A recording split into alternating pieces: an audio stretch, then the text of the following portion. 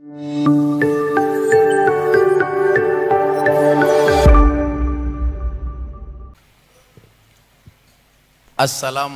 warahmatullahi wabarakatuh.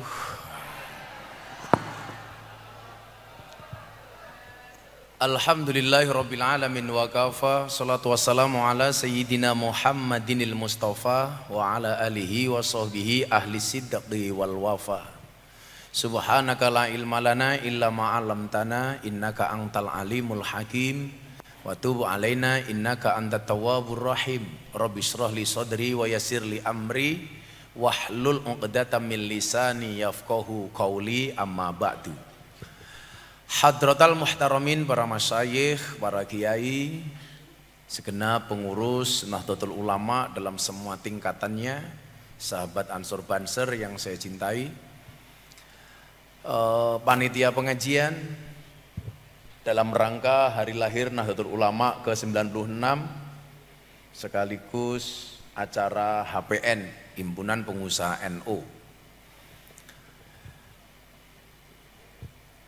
Saya bersyukur malam hari ini baru pulang dari Riau. Kebetulan kemarin saya roadshow di 12 lokasi di 8 kabupaten di Riau.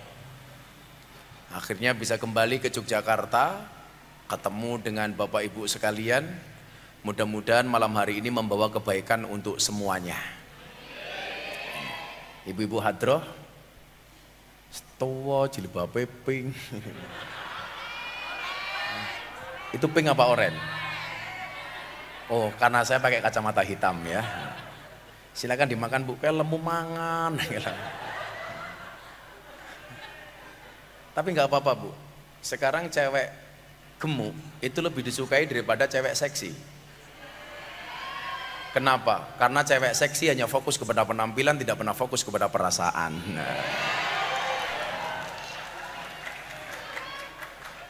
Maka bapak-bapak kalau punya istri gemuk bersyukurlah. Mau keloni setengah jam sikilmu kram.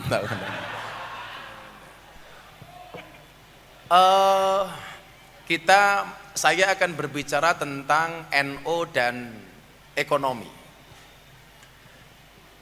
Akan berbicara bagaimana desain ekonomi di era 5.0.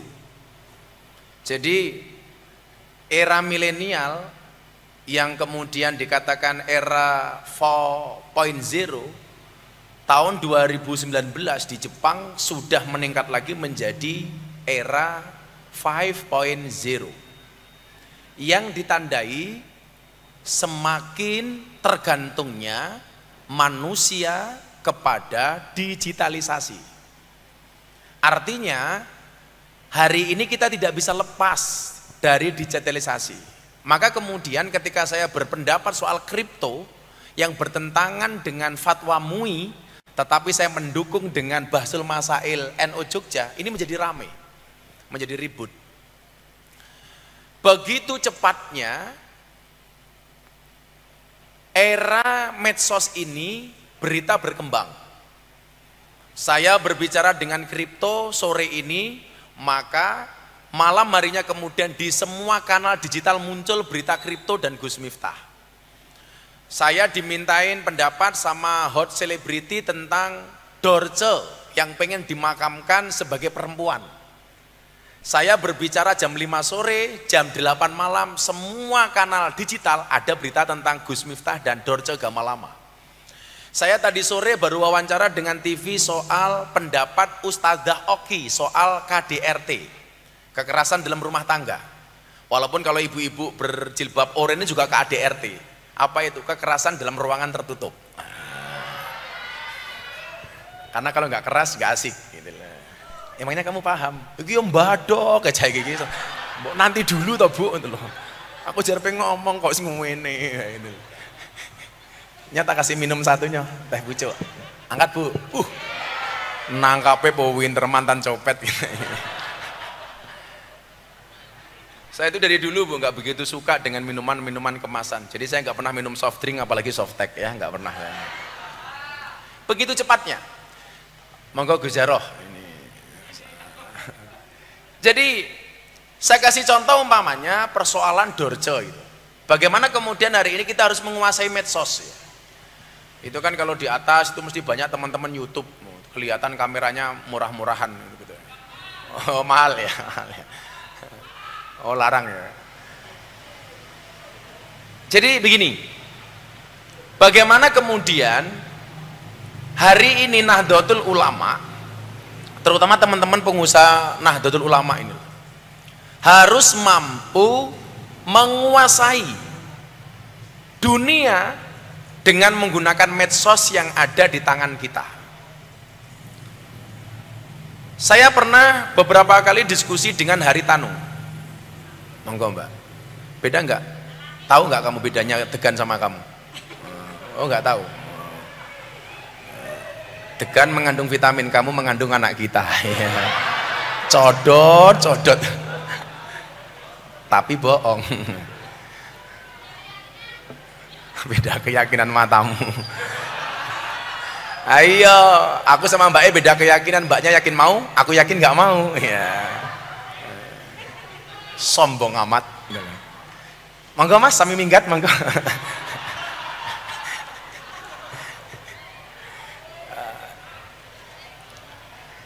Ini padahal kan loh Pak, saya itu nggak memberitahu jamaah rutinan kita yang seperti biasa. Sengaja nggak tak kasih tahu, karena saya pengen tahu kalau dibiarkan saja secara natural, secara kultural ada nggak yang datang. Kalau saya mau ngerahin jamaah saya dari Bantul, dari selesai Pak, nggak muat ini. Saya bilang sama Gus Jaroh, covid nggak usah. Selain panitianya anggarannya pas-pasan. Jadi begini, saya pernah berbicara dengan Pak Haritanu Sudibyo yang punya MNC Group, di dalamnya ada RCTI, ada Global TV, ada MNC, dan ada iNews yang ada acara saya itu ngobrol bareng Gus Miftah. Ini saya besok bikin lagi rencana di bulan Ramadan di Antv, dakwah receh ala Gus Miftah. Jadi stand up boleh di situ, ustadz boleh di situ, tapi ada syaratnya. Kalau kamu ustadz menyampaikan value harus lucu. Kalau kamu stand up menyampaikan lucu tapi harus ada value. Powe nak cah pacaran yo. Ini.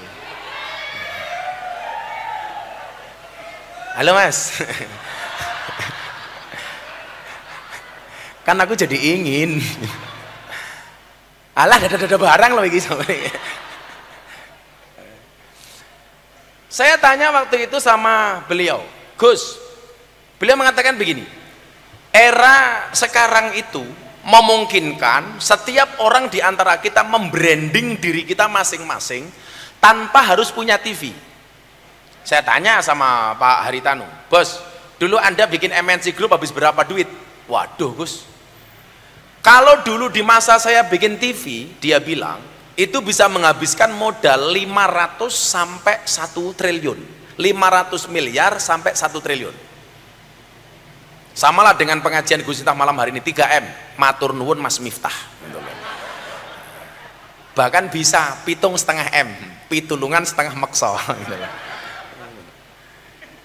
Jadi untuk membuat acara, untuk membuat TV, ampun, kuntur Gus mriki mawon. Oh nggih bojone. Bojo nomor pinten.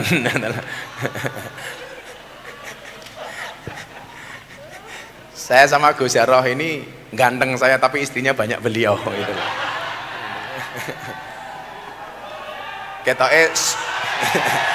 Ketoke sunate pas.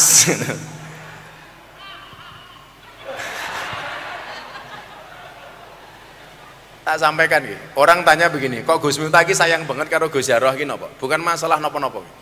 Dulu di Lempuyangan itu punya Idal Diri, niku masrahke Gus Jaroh kali saya. Mbah Dalwari pasrah beliau kepada saya. Gus Wardi pasrah beliau kepada saya. Lah, anak ini tahan banting, Pak. Jadi kalau saya nggak bisa ngaji, terutama di Jogja dan Jawa Tengah, itu badalnya beliau. Padahal kalau jadi badal saya itu beban psikologis.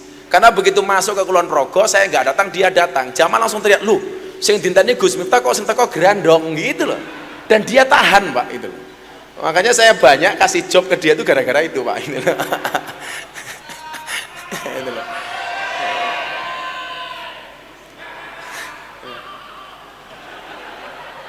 Insya Allah saya besok masuk surga, yang haho itu yang teriaknya, oh itu tajam masuk surga. Tapi ya mau di surga saya kelon sama bidadari, dia mau bengok-bengok, hai gitu. Jadi untuk membuat TV itu 500 miliar sampai 1 triliun Pak. Lah hari ini mohon maaf, semua yang hadir di antara kita itu bisa membuat TV masing-masing hanya dengan menggunakan HP yang kita miliki, apapun mereknya. Oh kayak ngarep gue mesti HP ini mau siumai gitu kan. Lah cross gitu kan. Oppo, mau takoni HP-mu apa? Ya Oppo gitu. Makanya kemarin orang Jogja ini lucu. Pada merayakan Imlek, saya tanya, bapakmu Cina? Bukan. Mbahmu Cina? Bukan. Punya keturunan Cina? Enggak. Kenapa merayakan Imlek? HP saya Cina Gus gitu. Ini diantara kita hari ini bisa membranding masing-masing dengan menggunakan HP kita. Artinya apa? Semua orang berpotensi viral selama substansi dan konten yang kita posting itu menarik. Walaupun dalam teori begini, viral itu tidak bisa didesain. Viral itu lebih banyak kepada persoalan laki. Contoh paling gampang adalah bagaimana kemudian para pejabat yang membranding dirinya untuk menjadi calon presiden dengan kekuatan dana, dengan kekuatan medsos, support system dan support media, ternyata nggak bisa branding. Kita bisa lihat lah, begitu banyak orang pasang baliho di mana-mana dengan bahasa macam-macam, ternyata nggak bisa viral Pak, nggak bisa viral. Maka kemudian sahabat saya Deddy Corbuzier itu mengatakan begini, lu itu memang aneh bro. Aneh kenapa bro? Jarang di Indonesia orang viral itu bisa berulang Pak. Selama saya di dunia medsos sudah 3 kali saya viral Pak, dan itu gila-gilaan.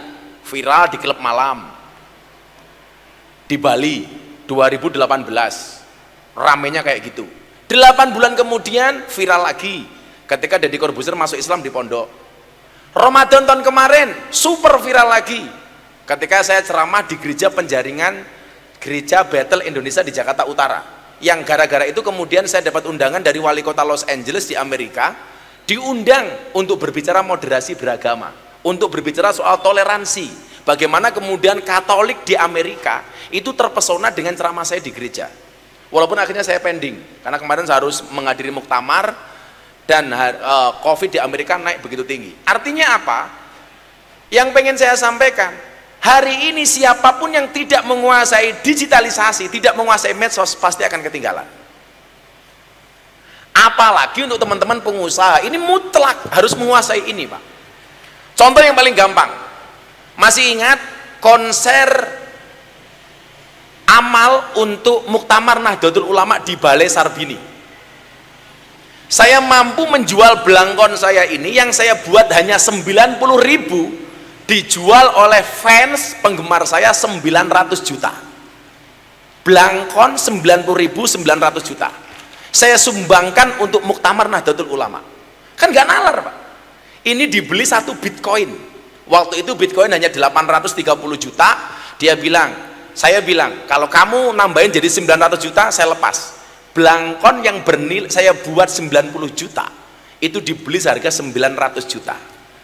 Makanya kemarin malam Minggu Pahing pengajian di pondok saya mendapatkan 3 penghargaan dari Leprit, Lembaga Prestasi Indonesia dan Dunia. Yang pertama, belangkon rekor termahal di dunia 900 juta. Yang kedua, saya dapat penghargaan sebagai dai dan ustadz yang paling istiqomah dan kontinu pengajian di lokalisasi. Sudah 22 tahun. Jadi sudah 22 tahun saya membersamai para lonte Pak, gitu loh. Gitu loh. Mau ikut Pak besok? Jangan, sampai ngacengan, jangan. Bahaya Pak. Gitu loh. Tapi kalau ibu-ibu kapan-kapan hadir di sana nggak apa-apa lah. Ini ibu udah di WA bojone, ndang mulih kowe ngono ora. HP-mu cross gaya yu. Kemudian yang ketiga saya dapat penghargaan apa Pak? Saya dapat penghargaan yang ketiga, selebriti yang paling banyak gambarnya di bokong truk. Saya hampir 200 truk itu ada gambar saya. Gambarnya Gus Miftah dengan quote-quote-nya Gus Miftah. Yang paling menjijikkan satu Pak, ada mobil tangki sedot WC. Nah, Itu gambarnya Gus Miftah. Captionnya apa? Silitmu adalah rezekiku. Gitu. Parah. Saya tuh lihat apapun bisa jadi kuat, Pak. Saya lihat sound system, jadi kuat. Apa bedanya cewek dengan sound system? Bedanya tipis. Sound system diragati oke kita wujute, cewek diragati oke dipek kancane lah.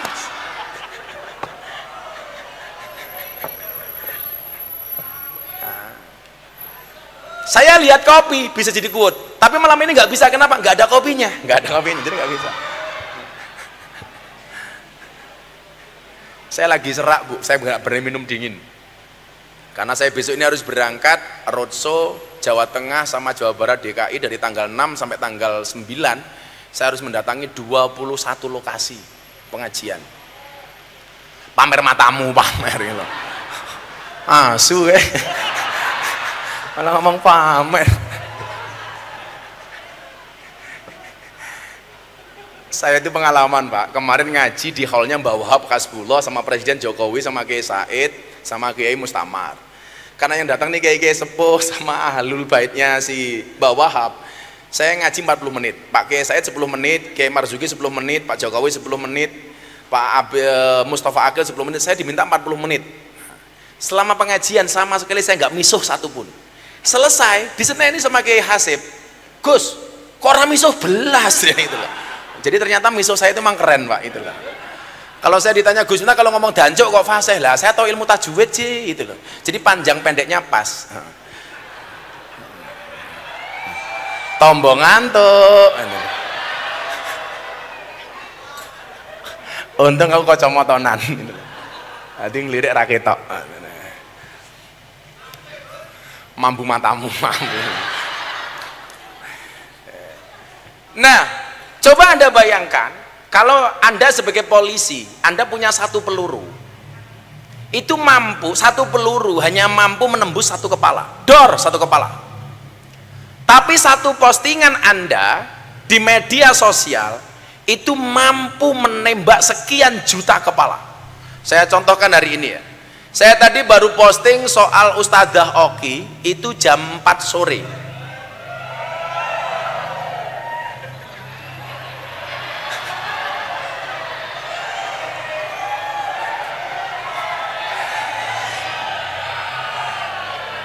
Kowe lunga pas aku sayang-sayangi. Saya tadi baru posting jam 4 sore, Pak. Hari ini sekarang jam 9. Itu sudah ditonton lebih dari 214.000 kali. Sudah dibagikan ulang lebih dari 1.000 kali. Coba Anda bayangkan. Satu peluru hanya bisa nembus satu kepala.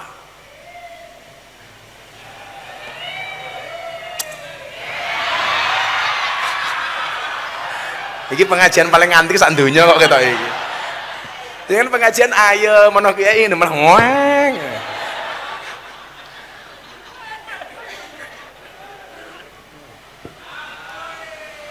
Lah lanang nggih apa? Ya Allah. Iki yang ngono meneh degano bathoke kuwandel. Iki klopo, Bro, klopo. Iki tak ombe mulai siletku mau nganyang ngomong siletku kerminen gitu loh.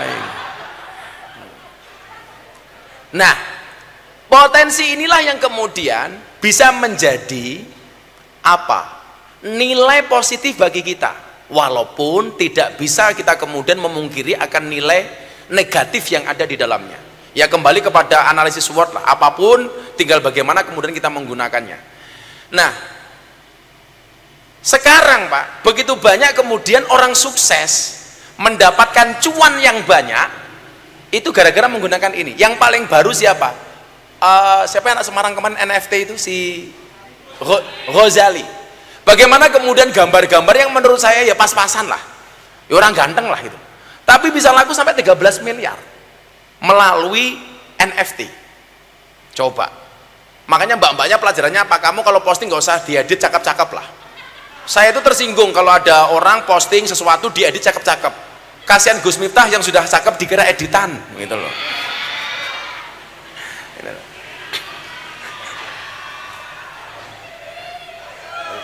La ilaha illallah.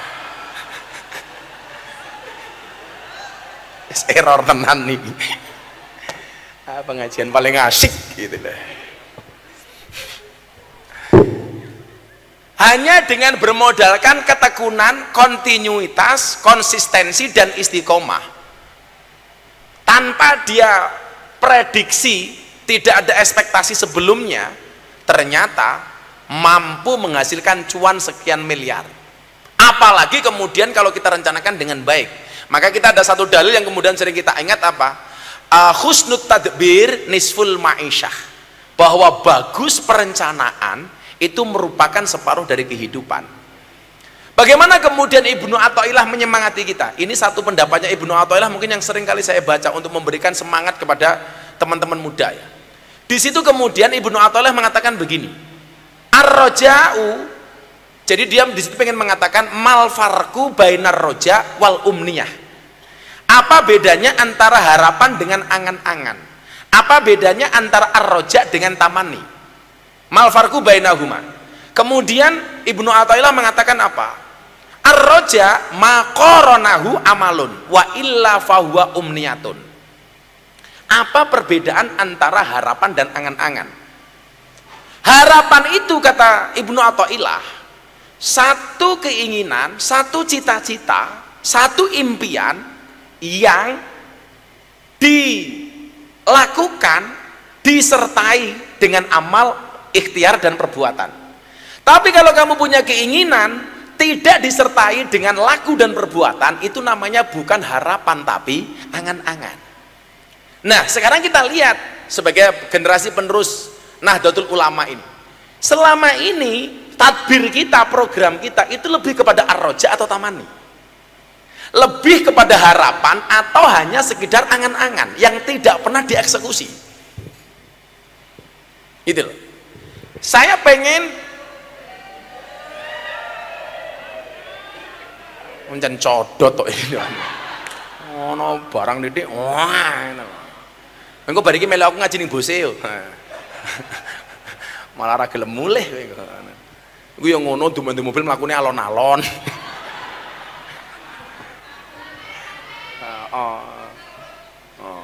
Iki mobil paling enak iki Isuzu. Isuzu Panther. Ini sungguh-sungguh pantatnya bikin gemeter. Lah mobil iki lho, mobil itu.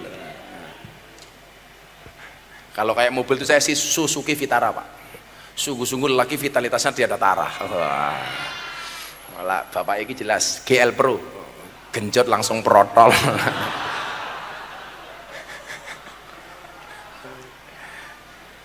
Kok yuran entek lagi. Jadi bedakan antara ar-roja dengan tamani.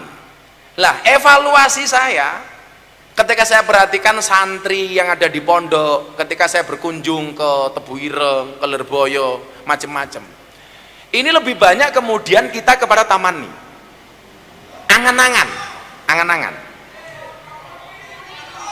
Apa sih teko? Oh kopi ini teko? Nah, wis masih wis rondone ra usah. Ini mas, hidupmu kayak batik ya, kebanyakan pola. Oh pola ya pola. Makasih ya mas, semoga masuk surga pertama kali. Berangkat habis pengajian. Modar. Bismillahirrahmanirrahim.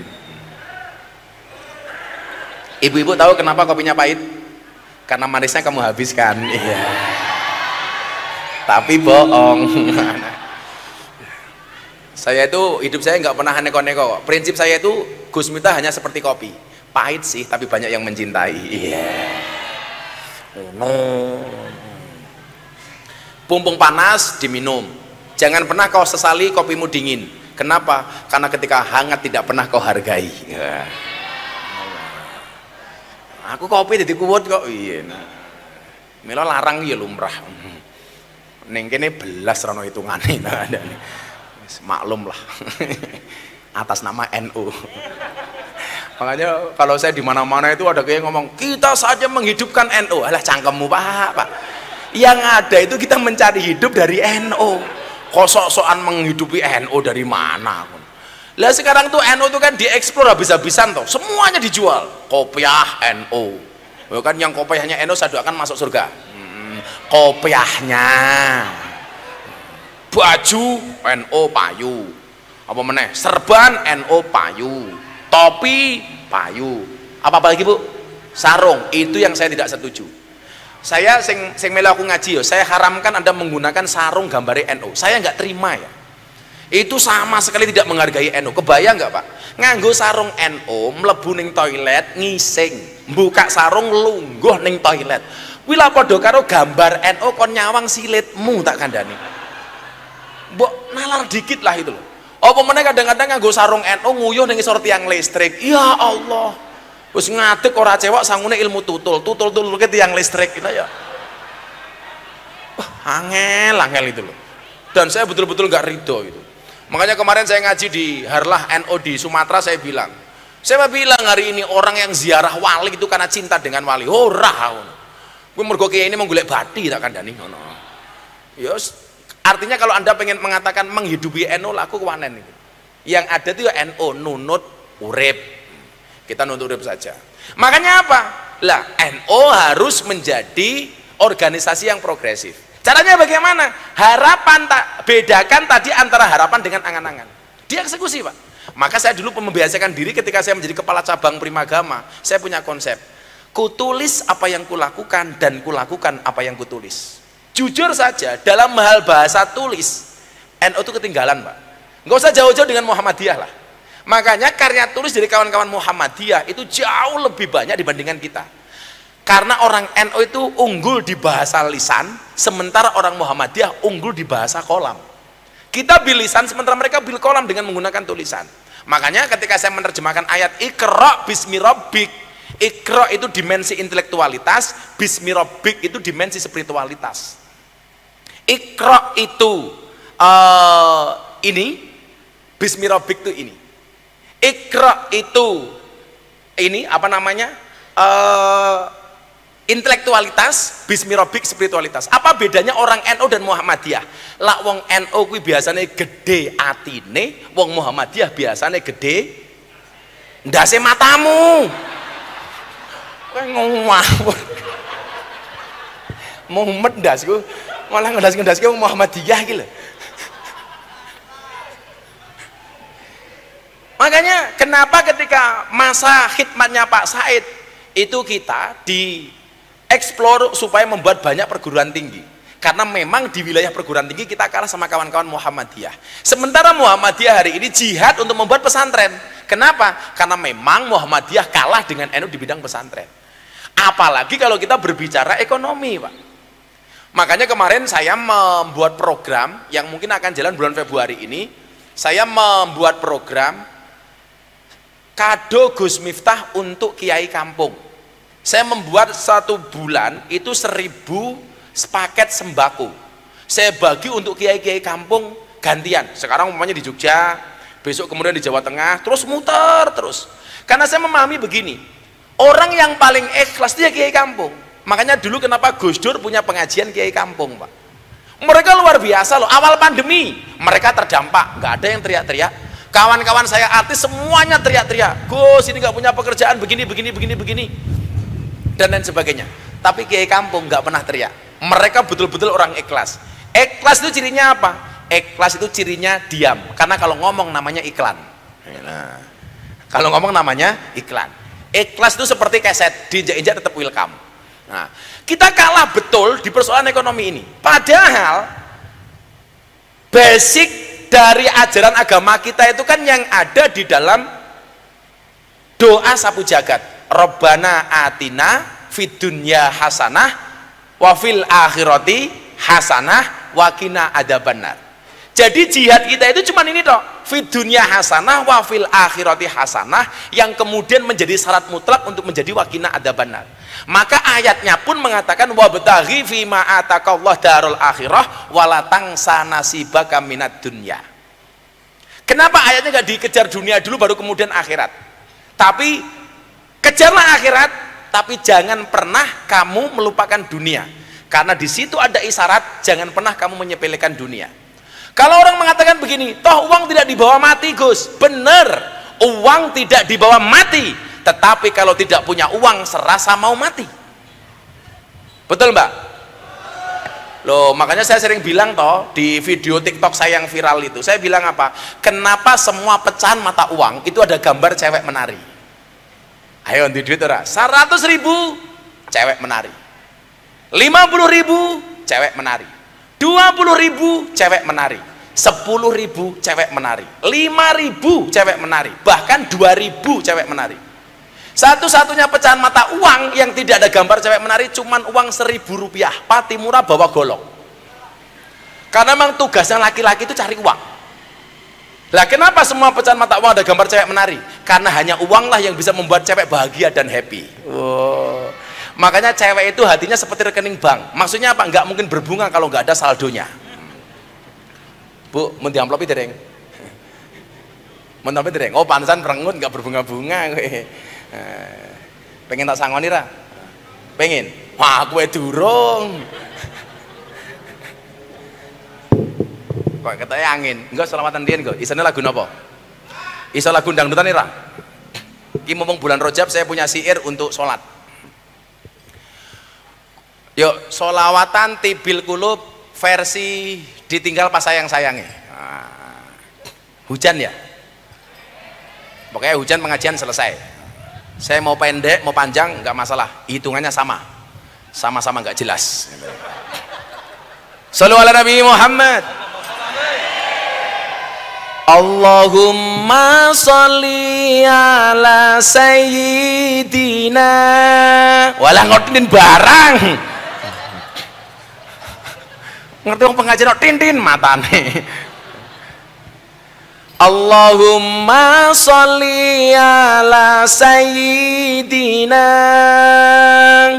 Muhammadin tibil qulub wa dawaiha wa afiyatal abdan wa shifaiha wa nuril absari wadiyaiha. Alhamdulillah udian wah rampung kukut.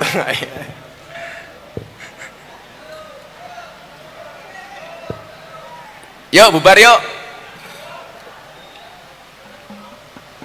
Ya sing apal dhisik, sing apal dhisik. Sing apal dhisik Bu, sholawat biasa wae yo. Nggo mumpung udan sareng-sareng.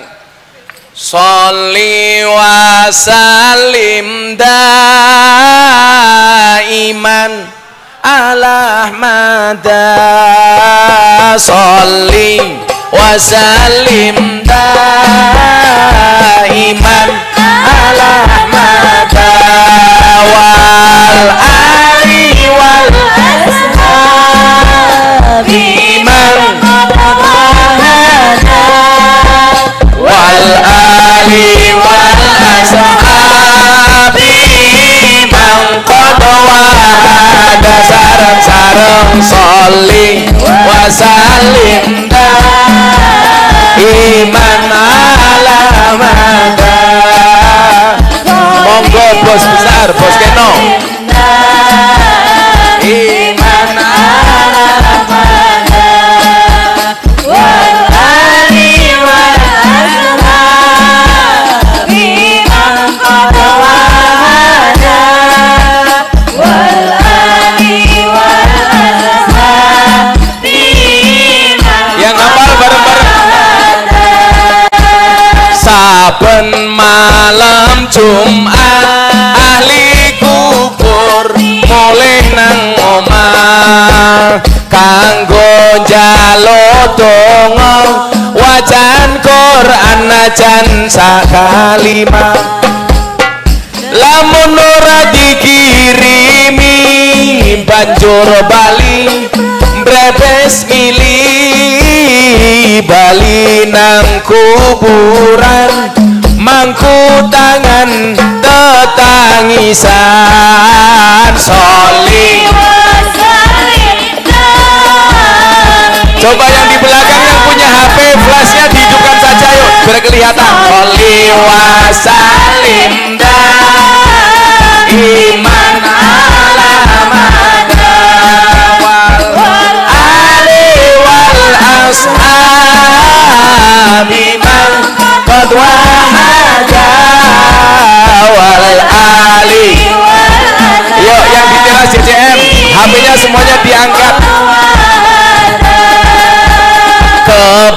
pacut temenan ger ana turunku kowe ora wirang padha mangan tinggalanku lamun aku bisa bali ning alam donya bakal taring kesi donyaku sing isih ana sholli wa sallim iman ala hada sholli wa sallim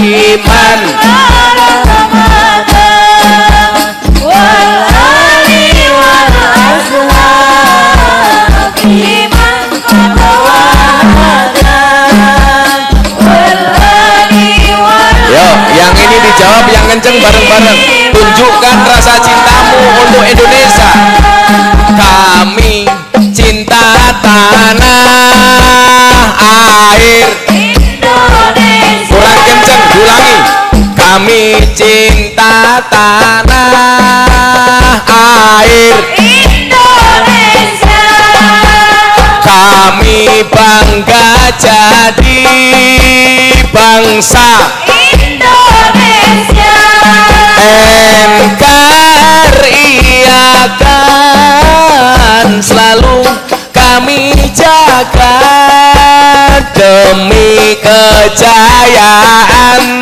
bangsa Indonesia sholli wa sallim iman ala mada sholli wa sallim iman ala mada wal ali wal ashab iman qadwada wal ali wal ashab iman sekali lagi lebih kencang sholli wa sallim iman ala mada sholli wa sallim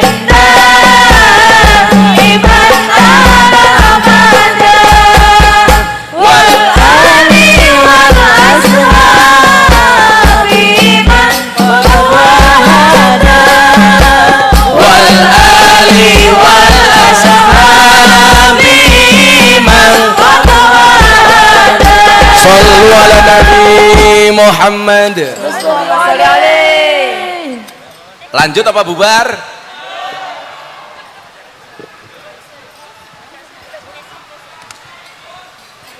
Kenapa?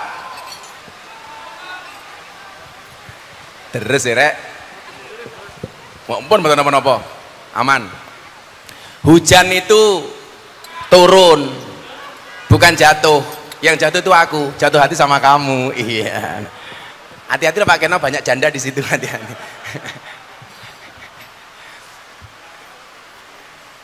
Jadi konsep dasarnya dalam beragama itu kan hanya dua, fid dunya hasanah wa fil akhirati hasanah. Dunianya baik, akhiratnya baik. Variabel dunia baik ini apa? Ya ekonomi itu.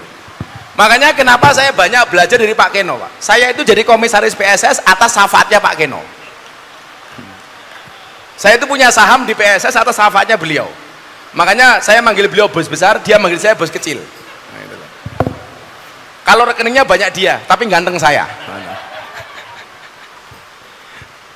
Nah, kedekatan saya dengan Pak Keno itu selalu saya sampaikan kepada anak-anak muda santri ya. Karena begini, ada dampak yang sangat signifikan. Saya belum pernah matur sama Pak Keno, tapi mungkin Pak Keno setuju dengan bahasa saya. 350 tahun Indonesia itu dijajah, itu menjadikan secara psikologis anak bangsa itu mempunyai sifat insecure, kurang pede Pak, underestimate, jadi nggak percaya diri.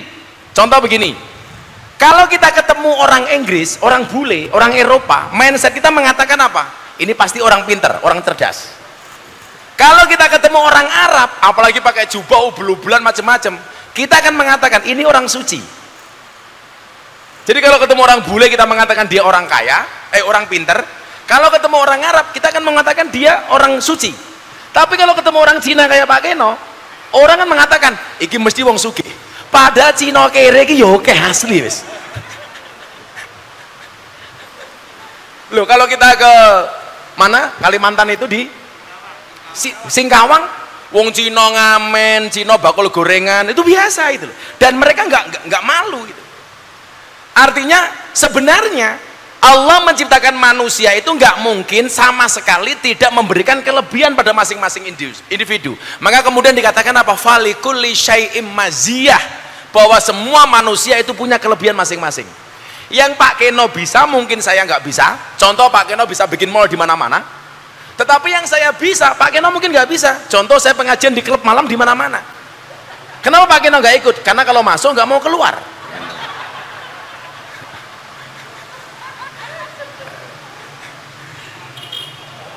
Makanya kalau kayak kita punya anak, ibu-ibu itu ya, parenting ya, saya nggak setuju Anda mengatakan ini anak goblok, ini salah.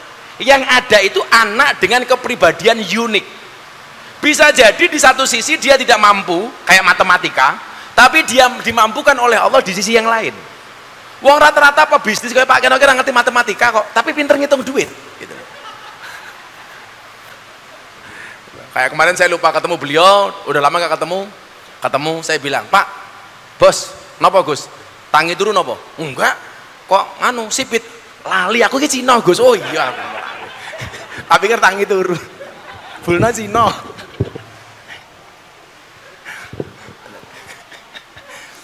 Falikuli syai'im maziyah. Lah maka kemudian di era 5.0 ini kita harus mengenal 4C. Yang pertama, syaratnya untuk menjadi orang hebat di era digitalisasi hari ini adalah ada mengenal 4C. Yang pertama, creativity. Kita harus menjadi orang yang kreatif. Makanya saya itu kalau diskusi dengan Pak Keno ini, mohon maaf kita belajar ya. Yang dibicarakan tentu masa depan. Gus, iki pengen gawe iki. Bukan karena beliaunya rakus, tetapi dalam rangka memberikan banyak manfaat kepada orang lain, memberikan peluang kepada orang lain. Lah, sifat progresif seperti ini yang harus dimiliki oleh pengusaha-pengusaha NU, Pak. Kita tuh kan cepat puas diri, Pak. Kalau orang kayak beliau ini uangnya banyak, macam-macamnya banyak, tapi gaya hidupnya biasa-biasa saja. Coba dilihat, jamnya mahal saya, akiknya mahal saya, gitu kan? Sepatunya murahan. Nah, ini Alexander McQueen bro, 20 juta coba. Inilah bedanya, mindsetnya orang kayak beliau itu nggak penting gitu loh. Jinnya Tanah Abang, rego 1 juta, kaos oblong gitu loh. Sementara kita itu lebih mementingkan kepada, kalau aku beda bos, aku artis ya gitu loh. Jadi penampilan harus menarik, harus dilihat orang, dilihat kamera dan lain sebagainya. Tapi artinya apa? Sifat progresif seperti kawan-kawan kita Chinese seperti Pak Keno, kalau kita mau maju, ya harus kita akui, Pak. Maka kenapa kemudian utlubul ilma walau bisin, carilah ilmu walaupun sampai ke negeri Cina. Artinya apa? Kita dituntut untuk bersinergi, belajar dari orang Cina. Maka sifat pertama harus kreativitas. Saya punya quote soal itu. Kalau kamu terlahir tidak menjadi orang kaya dan cerdas, maka kamu harus menjadi pribadi yang kreatif dan pekerja keras. Makanya saya katakan ketika bintang tamu saya di TV Erick Thohir, "Mas Erick, Anda tahu nggak kenapa keringat itu asin?" Jawabannya sederhana. Kenapa keringat itu asin? Karena dalam perjuangan nggak ada yang manis. Bos Keno lebih milih mana? Olahraga lari apa jalan? Lari. Kalau saya beda, saya pilih jalan. Kenapa saya pilih jalan daripada lari? Karena hidup itu tentang perjalanan, bukan tentang pelarian. Ya.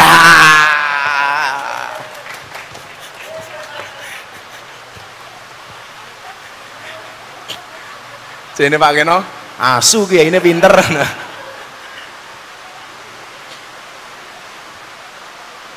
Ini kreativitas.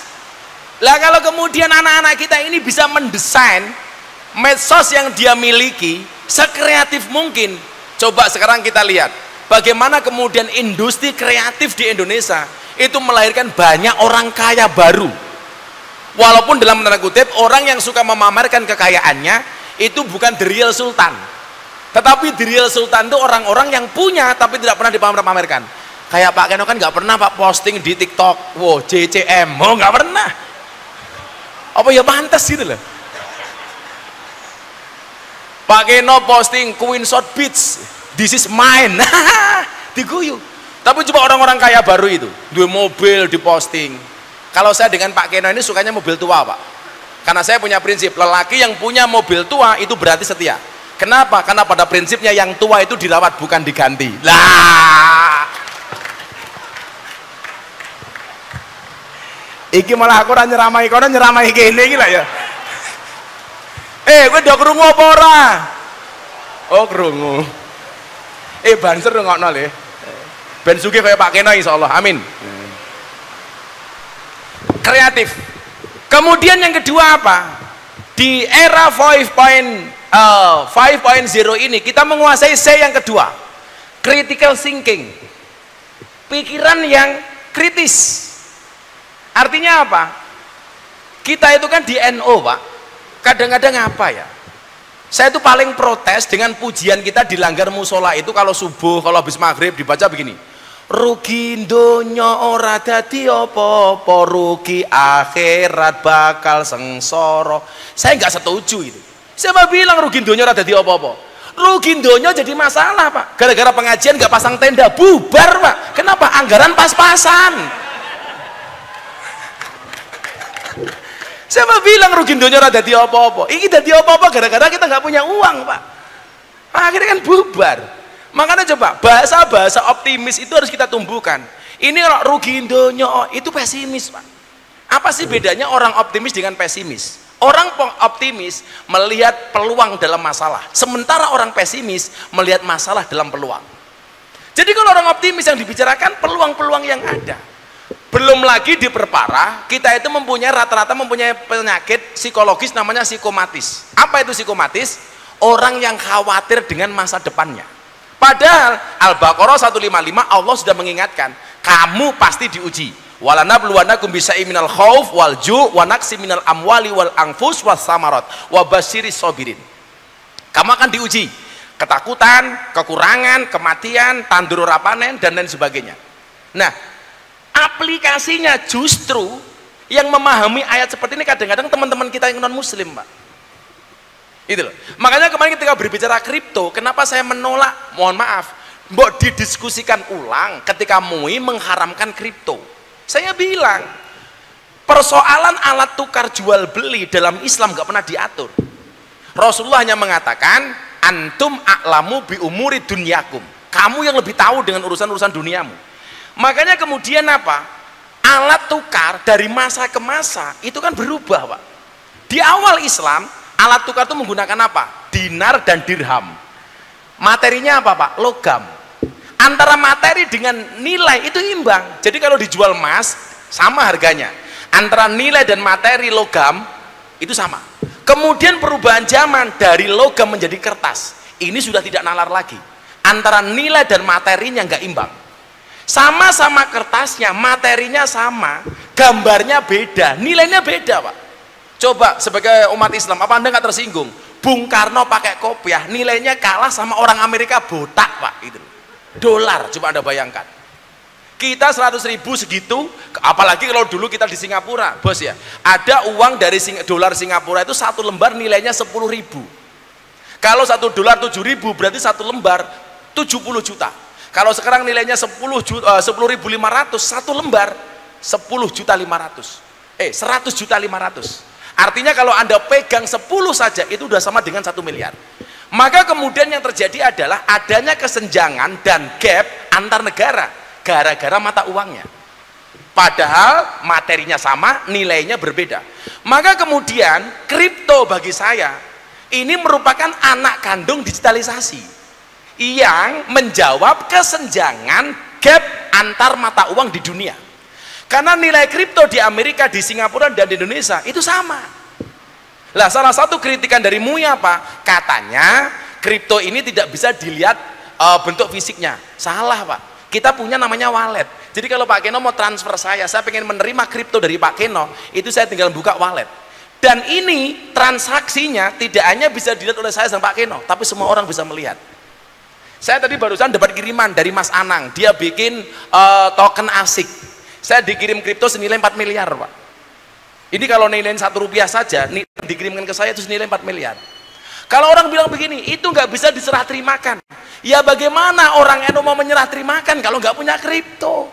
Sing diserahnya apa nih abape gitu loh. Ya kalau kita mau serah terima ya harus punya dong gitu loh. Makanya kemudian saya bilang bahwa MUI seharusnya apa? Jangan buru-buru mengharamkan. Saya katakan Islam tidak pernah ketinggalan zaman. Yang ketinggalan zaman itu bukan Islam. Islam itu menjaga dan merawat zaman. Yang ketinggalan siapa? Umat Islam. Sama halnya ketika saya menolak FPI, Front Pembela Islam. Karena bagi saya apa? Islam itu nggak perlu dibela karena agama sempurna. Al yauma akmaltu lakum dinakum, sempurna. Yang harus dibela itu siapa? Muslim. Contoh ada kasus Muslim dianiaya di Rohingya. Kita sebagai kawan Muslim di negara lain memberikan bantuan. Maka seharusnya namanya Front Pembela Muslim, bukan Front Pembela Islam. Orang mengatakan saya membela Allah, berarti kamu menganggap Allah itu lemah. Bagi saya tersangka kenapa didampingi sama pengacara? Karena tersangka itu lemah, maka hak hukumnya harus dibela oleh pengacara. Artinya kalau Anda mengatakan saya membela Allah, berarti Anda mengatakan Allah itu lemah, padahal yang harus dibela itu kita, bukan Allah. Sama dengan tadi persoalan kripto tadi itu. Maka kalau fit dunia hasanah kita ini bisa bersaing dengan teman-teman di luar sana, syaratnya adalah harus critical thinking, berani mengkritisi Pak. Itu saya pikir beginilah, kita harus berani mengambil sikap. Makanya saya angkat tangan, angkat topi Basul Masail NU Jogja. Itu bagi saya keren itu. Mereka tidak mengharamkan kripto, persoalan kripto. Itu keren Pak, saya acungi jempol. Ingat ya, masa depan itu seperti sekumpulan tempe, nggak ada yang tahu.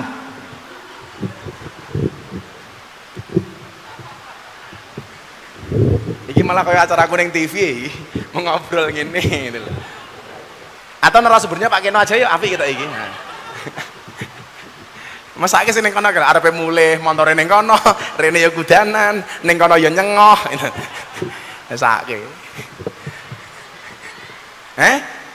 Oh, ada di situ juga toh. Masya Allah. Yang nggak ngiyup tak dongake lah. Mulih kelebus. Kemudian yang kedua tadi apa? Critical thinking. Kemudian yang ketiga, di era digital ini Pak, kita dituntut untuk C yang ketiga, communication. Kita lebih komunikatif. Saya bilang begini Pak, dia di NU itu beruntung punya orang semacam Gus Baha. Saya meyakini orang pesantren yang mempunyai kealiman seperti Gus Baha itu sebenarnya banyak, yang ahli Quran dan sebagainya. Tetapi yang mempunyai bahasa retorika yang bagus seperti Gus Baha itu jarang Pak. Kita harus akui itu. Saya pikir kalau anak hafal Quran, pemahaman kitab, NU gudangnya lah. Tetapi Allah menganugerahkan bahasa lisan yang luar biasa kepada Gus Baha. Sehingga coba, sama-sama dalilnya, sama-sama ayatnya, begitu beliau kupas, itu berbeda dengan yang lain. Kenapa? Karena kemampuan komunikasi. Nah saya pikir, hari ini, orang sealim apapun, ketika dia tidak dikenal sama orang, omongannya nggak didengarkan orang Pak. Miftah ki orang alim, cangkeme bosok, tapi bisa berpengaruh, mergo aku kondang Pak, gitu loh. Ibu-ibu itu kan dulu sebagian ada yang jamaah pengajian kita di ibu-ibu arisan, di UGM, ya Mbak ya. Saya pikir hari ini Anda sealim apapun, ketika tidak di brandingnya kurang bagus, labelnya kurang menarik, nggak akan didengar Pak. Salah satu contoh konkret begini, setiap kejadian yang viral di Indonesia, yang ditelepon sama detik.com, boh tua dada-dada lah nom rapopo, itu yang ditelepon saya. Maka saya bilang begini, kenapa kemudian saya memutuskan mengambil acara TV Pak. Tadinya saya nggak mau, dulu di Trans 7, kemudian di iNews ngobrol bareng Gus Miftah, besok ini dakwah receh di Antv. Abah Lutfi manggil saya, lerene oleh Pekalongan, nggih Bah, saya sowan. Beliau bilang begini Pak, Le, Kalau acara-acara TV itu tetap enggak kamu ambil, sampai kapanpun NO tidak bisa masuk dakwah di wilayah menengah ke atas. Middle high kita akan kalah. Coba Anda lihat, 3 tahun yang lalu Pak, kita di media itu kalah, tapi hari ini udah mulai berimbang, bahkan kita lebih di atasnya. Kalau kamu tidak mau ngambil acara TV, sementara tidak semua orang mampu masuk ke sana, orang NO, maka kita hanya akan berebut di kolam yang sama. Contoh, kalau kita ngaji ke daerah, alhamdulillah tahun ini bisa menghadirkan Gus Miftah, tahun depan Pak Anwar Zaid, besok Kiai Muafik, di mana-mana seperti itu. Artinya apa? Kita hanya berebut di kolam yang sama. Maka begitu saya masuk, mulai ke lingkungannya Atta Halilintar, Raffi Ahmad, Anang dan lain sebagainya, ngaji di kalangan artis sudah mulai berimbang Pak, tidak semuanya ke kelompok mereka. Artinya apa? Harus ada keberanian untuk mengambil langkah supaya dakwah NO ini bisa diterima di kalangan artis papan atas.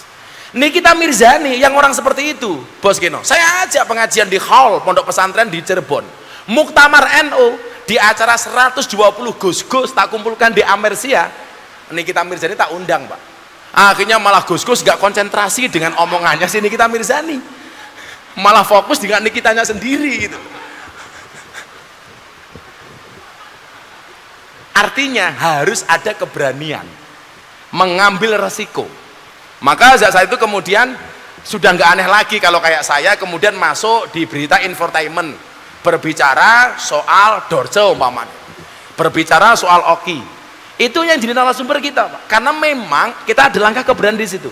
Berita saya tentang Dorce itu dimuat di Silet, Hot Kiss, Hot Celebrity, Intense, semuanya ada. Kenapa? Karena kita ada keberanian. Begitu Dorce wasiat, wartawan kejar saya, Gus, bagaimana pendapat Gus Miftah tentang Dorce? Saya bilang, saya mau ngomong perspektif fikih, artinya saya tidak secara spesifik ngomentari Dorce dong. Saya bilang, manusia itu mati sebagaimana dia lahir. Artinya apa? An-nasu yamutuna kal ma'asi. Manusia itu mati sebagaimana kebiasaan dia hidup. Artinya apa? Dia lahir sebagai laki-laki, mati ya harus dong diopeni secara laki-laki. Karena jelas Allah menciptakan hanya 2 jenis kelamin, min dzakarin wa unsa, laki-laki dan perempuan. Dalam perspektif fikih memang ada khunsa, orang yang memiliki 2 jenis kelamin, yang kemudian dianalisa secara medis, ini laki-laki apa perempuan. Dilihat, oh dia punya rahim berarti cewek, oh dia nggak punya rahim berarti cowok. Contoh yang terkini, Andi Manganang, pemain bola voli yang TNI itu, sama Pak Kasat akhirnya dicurigai ini bener nggak perempuan, ternyata laki-laki, maka alat perempuannya ditutup. Nah, maka saya bilang kenapa ini menjadi penting dalam diskusi fikih. Dorce itu jelas laki-laki ketika lahir, maka mati ya secara laki-laki dong. Karena beda soal warisan, beda soal niat sholat, beda soal kain kafan berapa lapis cewek dan cowok, beda, bahkan mendoakannya beda Bos. Kalau cowok mati Allahumma firlahu, cewek mati Allahumma firlaha. Jadi kalau cowok domirnya hu, cewek ha. Kalau banci ha. Allahumma firlahu ha. Ono bengok malaikate kok. Kowe yo ngrungokke to? Oh, tak pikir ana wong ngene-ngene mau. Ini menjadi penting. Communication. Kemudian yang keempat, ini yang paling penting, collaboration. Makanya nggak ada salahnya himpunan pengusaha Nahdlatul Ulama sowan Pak Geno, Pak Geno apa yang bisa kita kolaborasikan, boleh Pak Geno ya, nah, mantuk-mantuk gitu, tak ewangi we gitu, senajan tuh amplop kurang jelas itu loh. Jadi rezeki Pak Geno, saya kesini acara apa, HPN, wes manggone JCM dulurku bilang gitu, saya datang, wes, saya datang di jalan ditelepon, ada pengusaha trading robot telepon saya, Gus terima kasih ya, komentar Gus Miftah tentang trading robot keren. Kenapa Pak? Alhamdulillah saya juga punya pabrik, punya perusahaan robot trading. Saya pengen mengapresiasi Gus Miftah tentang komentarnya. Saya buatkan akun untuk Gus Miftah, saya kasih saldo 200 juta. Loh, hikmahku ngaji ning HP aku lah 200 juta bro gitu loh. Tapi ra suka awakmu. Suka awakmu kopi adem.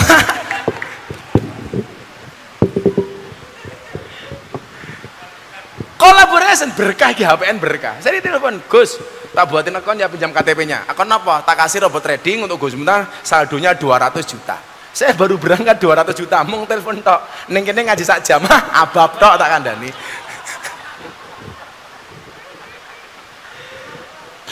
Sebenarnya kolaborasi itu kan sesuai dengan apa?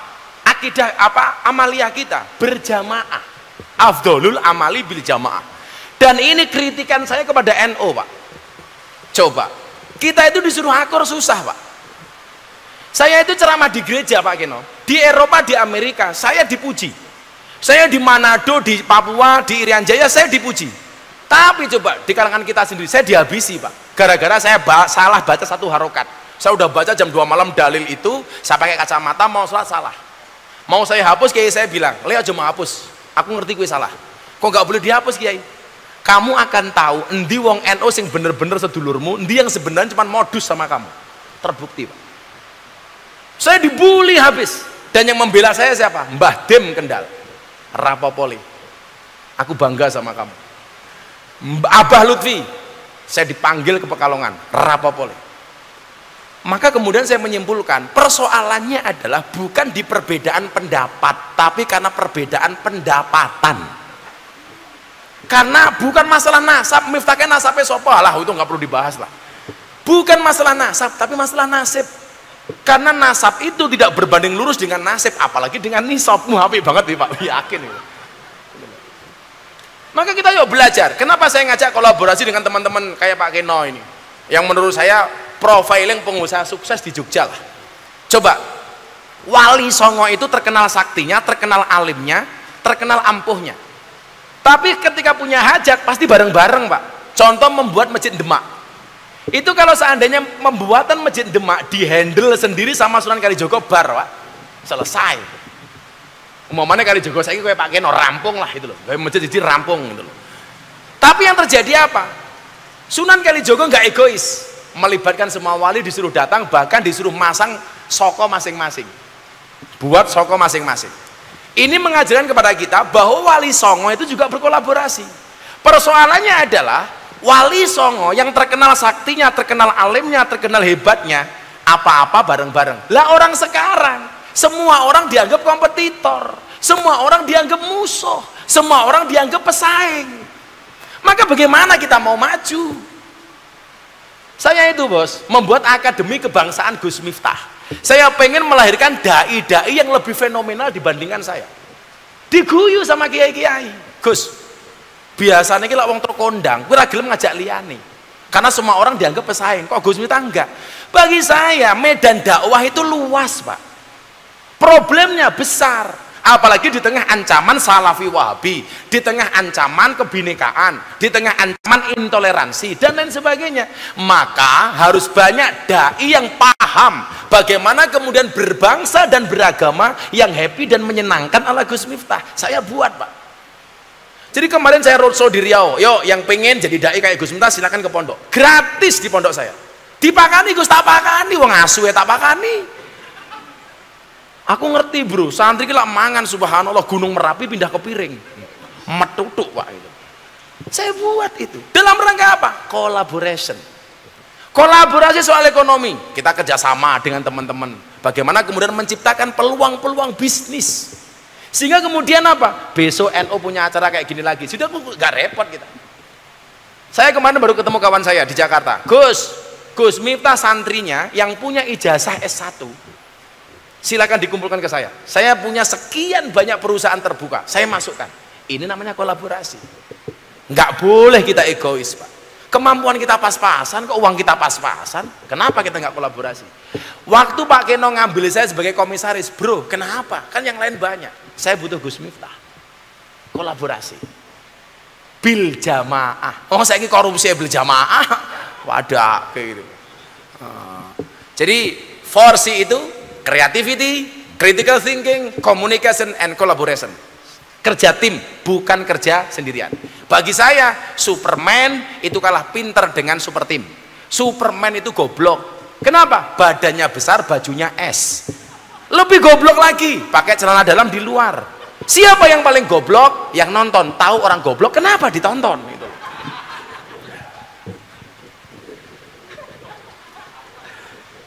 Ya mungkin gitulah. Saya terima kasih kepada HPN Ini bagi saya insya Allah walaupun di sini agak kacau, tapi nanti kalau di YouTube pasti hasilnya bagus. Mudah-mudahan berkah dan ke depan ekonomi NU bangkit sehingga setiap kali ada acara nggak mudah mikir soal uang. Gitu. Itulah Pak Keno bedanya Pak Keno dengan Kiai. Pak Keno masalah jadi uang, Kiai uang jadi masalah. Nah, itu loh Pak. Itu. Parah ini Pak. Mungkin begitu. Nggak usah terlalu banyak yang ingin saya sampaikan karena bagi saya kecerdasan itu seperti celana dalam, boleh dipakai tapi nggak usah dipamerkan. Yes. Ayo selawatan meneh. Oh itu ada orang di sana juga. Mau selawatan apa terakhir yuk sebelum pulang? Ayo Pak. Apa? Apa? Serokal tadi belum? Kan udah tadi. Oh, udah. Sok tahu. Orang urunan usul. Iya mono, nggih pun. Ayo masake semingking. Nggih. Wah ngene kok wis sarange yo. Masih rondo kayak.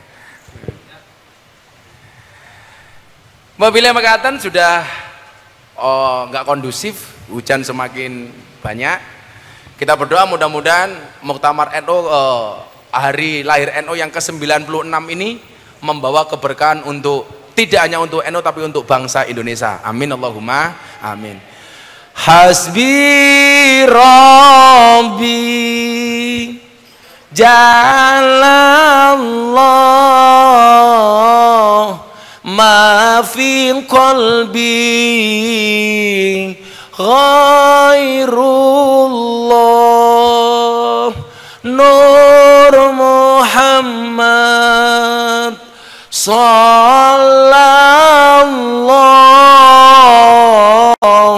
la ilaha illallah. Yang khusyuk yuk bareng-bareng minta tolong hanya kepada Allah. Hasbi Rabbi Jalallah, cukuplah Allah yang Maha Agung sebagai penolongku. Ma fi qalbi ghairullah, tidak ada sesuatu pun di dalam hatiku kecuali asmamu ya Allah. Nur Muhammad sallallahu, cahaya Muhammad yang kau bersolawat kepadanya. La ilaha illallah, tidak ada Tuhan kecuali Allah. Hasbi Rabbi Jalallah ma fi qalbi ghairullah Nur Muhammad sallallahu la ilaha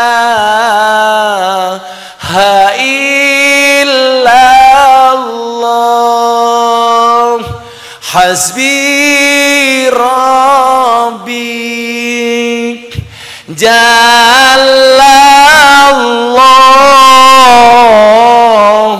ma fi qalbi ghairullah Nur Muhammad sallallahu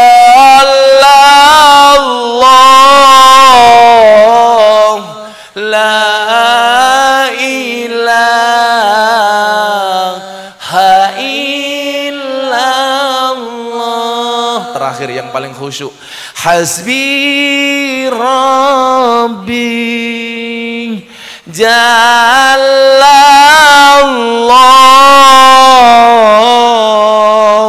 ma fi qalbi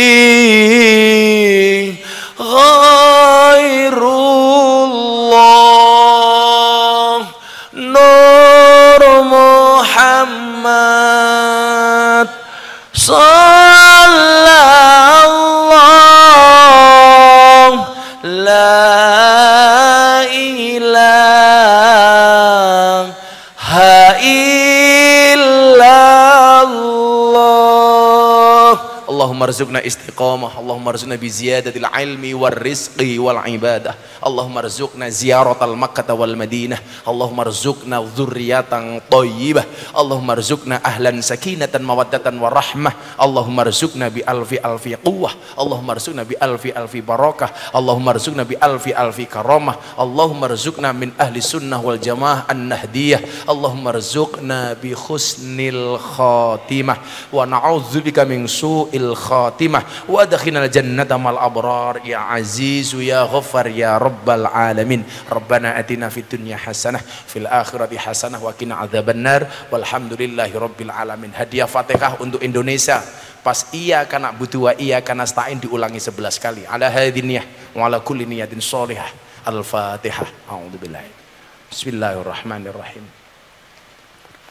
Iyyaka na'budu wa iyyaka nasta'in, iyyaka na'budu wa iyyaka nasta'in, iyyaka na'budu wa iyyaka nasta'in, iyyaka na'budu wa iyyaka nasta'in, iyyaka na'budu wa iyyaka nasta'in, iyyaka na'budu wa iyyaka nasta'in, iyyaka na'budu wa iyyaka nasta'in, iyyaka na'budu wa iyyaka nasta'in, iyyaka na'budu wa iyyaka nasta'in, iyyaka na'budu wa iyyaka nasta'in, iyyaka na'budu wa iyyaka nasta'in, ihdinas siratal mustaqim, siratal ladzina an'amta 'alaihim ghairil maghdubi 'alaihim waladdallin. Amin.